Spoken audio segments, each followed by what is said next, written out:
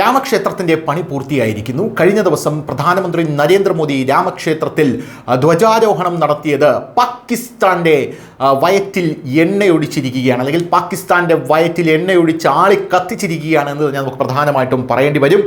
ലോകമെമ്പാടും വളരെയധികം ആകാംക്ഷയോടെ വീക്ഷിച്ച ഒരു ചടങ്ങായിരുന്നു രാമക്ഷേത്രത്തിൻ്റെ ധ്വജാരോഹണം എന്ന് പറയുന്നത്. ഇപ്പോഴിതാ പാകിസ്ഥാൻ്റെ പ്രതികരണം ഇതിൽ വന്നിരിക്കുന്നു. അയോധ്യയിലെ രാമക്ഷേത്രത്തിൻ്റെ കൊടുമുടിയിൽ പതാക സ്ഥാപിച്ച ഉടൻ തന്നെ പാകിസ്ഥാൻ വിദേശകാര്യ മന്ത്രാലയം ഈ വിഷയത്തിൽ പ്രസ്താവന ഇറക്കി നയതന്ത്ര കാപട്യം പ്രകടിപ്പിച്ചിരിക്കുന്നു. അതിശയകരമെന്ന് പറയട്ടെ, സ്വന്തം രാജ്യത്ത് ഹിന്ദുക്കൾ ഉൾപ്പെടെയുള്ള മതന്യൂനപക്ഷങ്ങൾക്കെതിരായിട്ടുള്ള ചൂഷണം, ബലാത്സംഗം, കൊലപാതകം, തട്ടിക്കൊണ്ടുപോകൽ തുടങ്ങിയ ഗുരുതരമായിട്ടുള്ള സംഭവങ്ങളെ എപ്പോഴും അവഗണിക്കുന്ന പാകിസ്ഥാൻ വിദേശകാര്യ മന്ത്രാലയം രാമക്ഷേത്ര നിർമ്മാണം ഇന്ത്യയിൽ ന്യൂനപക്ഷങ്ങൾക്കും മുസ്ലിം സാംസ്കാരിക പൈതൃകത്തിനും ഭീഷണിയാണെന്ന് അടിസ്ഥാനരഹിതമായിട്ടുള്ള ഒരു അവകാശവാദമാണ് നിലവിൽ ഉന്നയിച്ചിരിക്കുന്നത്.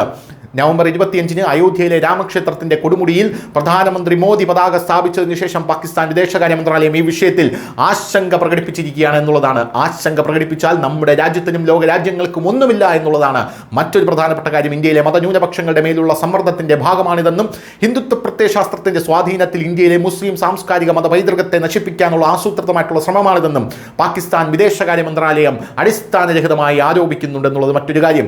ഇന്ത്യൻ സുപ്രീം കോടതിയുടെ തീരുമാനത്തിന് ശേഷമാണ് രാമക്ഷേത്ര നിർമ്മാണം നടന്നതെങ്കിലും പാകിസ്ഥാൻ വിദേശകാര്യ മന്ത്രാലയം ഈ തീരുമാനം അവഗണിച്ചു. ബാബറി മസ്ജിദ് ഒരു നൂറ്റാണ്ട് പഴക്കമുള്ള ചരിത്ര സ്ഥലമായിരുന്നു എന്നാണ് പാകിസ്ഥാൻ പറയുന്നത്. കൂടാതെ 1992 ഡിസംബർ 6-ലെ സംഭവം പരാമർശിച്ച പാകിസ്ഥാൻ ഇന്ത്യൻ സംവിധാനം ന്യൂനപക്ഷങ്ങളോട് വിവേചനം കാണിക്കുന്നുവെന്ന് ആരോപിച്ച് അസംബന്ധമായിട്ടുള്ള പ്രചാരണം നടത്തുന്നു എന്നുള്ളതാണ് മറ്റൊരു റിപ്പോർട്ട്. ഒരു വശത്ത് ഹിന്ദുത്വ പ്രത്യയശാസ്ത്രത്തിന്റെ കീഴിൽ മുസ്ലിം സാംസ്കാരിക പൈതൃകത്തെ ഇല്ലാതാക്കാൻ ഇന്ത്യ ശ്രമിക്കുന്നതായി പാകിസ്ഥാൻ സർക്കാർ ആരോപിക്കുമ്പോൾ, മറുവശത്ത് സ്വന്തം രാജ്യത്തെ ഹിന്ദുക്കളുടെ ചരിത്രപരവും പുരാണപരവുമായിട്ടുള്ള പൈതൃകം പാകിസ്ഥാൻ തച്ചുടച്ചുകൊണ്ടിരിക്കുകയാണെന്നുള്ളതാണ് പ്രധാനപ്പെട്ട കാര്യം.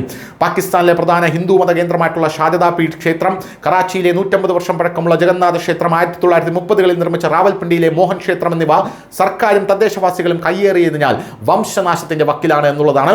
ഈ ഗുരുതരമായിട്ടുള്ള വിഷയങ്ങളിൽ ഒരു വാക്കുപോലും പറയാത്ത പാകിസ്ഥാൻ ഇവിടുത്തെ പള്ളികൾ ഭീഷണിയിലാണെന്നും അവ നശിപ്പിക്കപ്പെടുന്നുവെന്നും ഇന്ത്യക്കെതിരെ തെറ്റായ ആരോപണങ്ങൾ ഉന്നയിക്കുന്നു. രാഷ്ട്രീയ അജണ്ടയും ഈ അന്താരാഷ്ട്ര ഇടപെടലുമാണ് പാകിസ്ഥാന്റെ പ്രധാനപ്പെട്ട നീക്കത്തിന്റെ പിന്നിൽ എന്നുള്ളത് പകൽ പോലെ വ്യക്തമാണ്. News desk Malayalam.